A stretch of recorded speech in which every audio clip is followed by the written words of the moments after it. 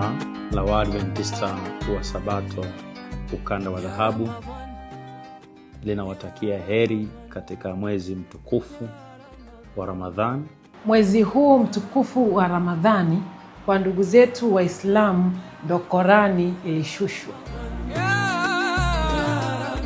Mwezi huu wa Ramadhani kwa Waislamu ni mwezi wa amani, wa furaha na heri nyingi.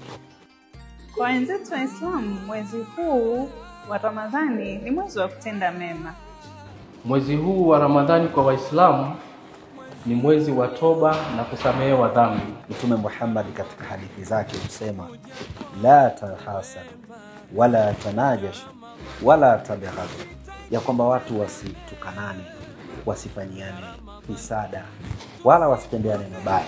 Na maneno ya Mwenyezi Mungu yanasema wazi ya kwamba ukhu muslimuna ala munaswa, yani hakika yake Muislamu ndugu yake ni Mkristo.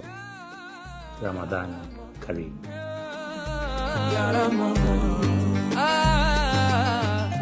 Ndugu zangu